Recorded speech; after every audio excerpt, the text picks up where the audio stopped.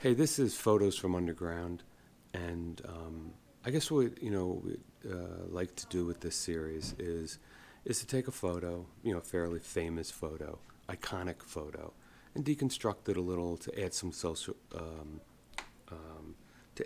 social context to what's going on in the photo. Um, I mean, there's a rich treasure trove of photographs from the last century, and I think it helps us appreciate the people who came before us and kind of understand a little bit more about ourselves from understanding where we came from. These gentlemen here, I'm guessing coal miners, just from their complexion, their demeanor. I believe they are either going to work or coming home from work. Sometimes you can't just tell by their complexion. Sometimes, that coal, they just didn't have time to clean up. But if you look at this photo, so let's start looking for some um, key characteristics so we can start understanding um, the social dynamic here. First of all, let's just start with dress.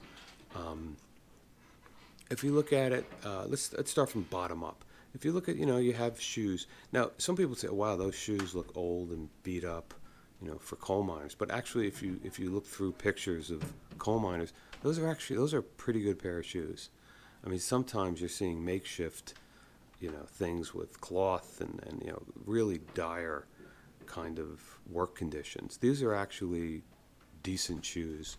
Um, you move your way up. They're wearing slacks. That was very popular back then for gentlemen to wear slacks such as that to work. And you see an overcoat, very nice. And then you see the hats. Now, the hats are very interesting. Let's deconstruct that. That's not really a hat. That's actually a helmet. Like we're used to seeing that and calling it a hat. But back then, I mean, that was protective gear. That was as protective as gear got. And if you think about it, like to the point where like if something were to fall on that gentleman's head, he would turn to the other gentleman and say, "Wow, lucky I had my helmet on." Um, and that was the way safety was looked at. I mean, hats were that like you saw it in football. People would wear these leather hats strapped to their head, and that was considered protective gear. Um, Nowadays, we know understanding how concussions work and the devastating kind of work injuries that came from that. Um, but probably, with medicine where it was then, someone gets hit on the head, whether they had protective gear or a helmet, they had no way of dealing with, let's say, infection. It's not clear the person would have lived anyhow. I mean, they say sometimes in the hands of a doctor back then, who knows, he would, start bleeding you and, working on your humors.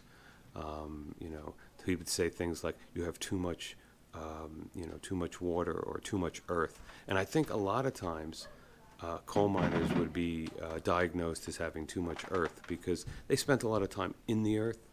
Um, so I think there was a lot of dangers for them, especially. Um, so let's just look at the team here and let's try to understand a little about the social dynamic. Um, I'd say the man in the front facing us is to me I'm going with an alpha male and the alpha male in the group, and I'm going to kind of explain why also. I mean there's some a lot of telltale signs that he's the alpha male, and then there's a person in the middle who's just kind of sitting back, seems relaxed, is in the pecking order, very close to the hierarchy. The man, I'm going to say the man with the steel-toed shoes. He seems to be he's the leader, and then the guy at the far end, he's going along with the social structure.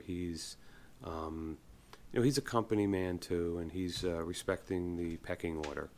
But clearly, the responsibility of the crew lies on the first gentleman with the steel-toed shoes.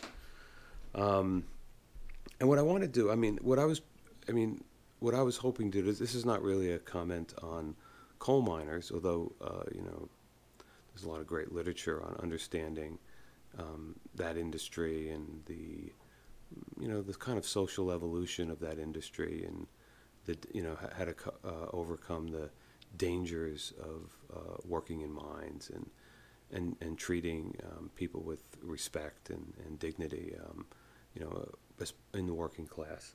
But I do want to focus on justice here, because I think that's the justice. I think justice is really, if I had to put one caption under this photo, it would be justice.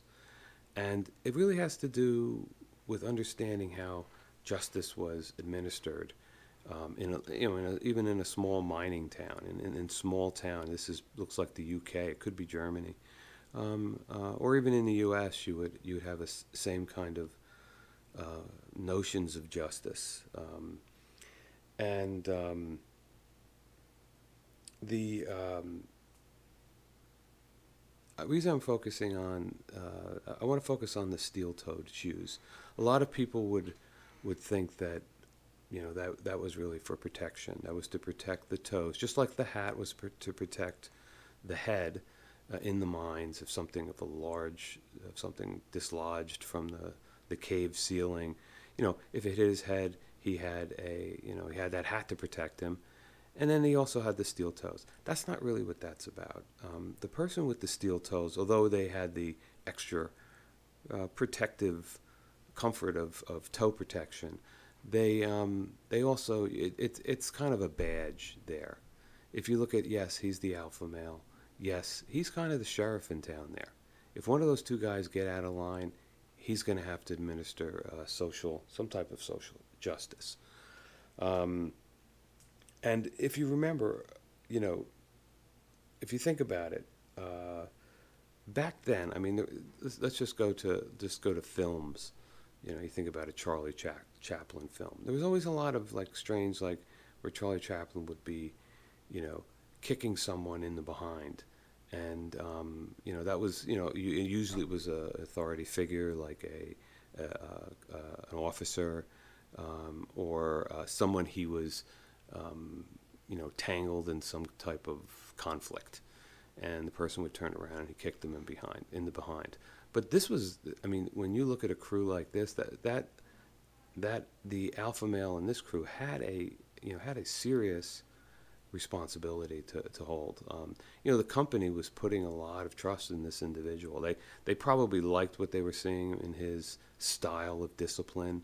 And they would franchise him a little monopoly in violence, and he would be allowed. So it would almost be, he was kind of the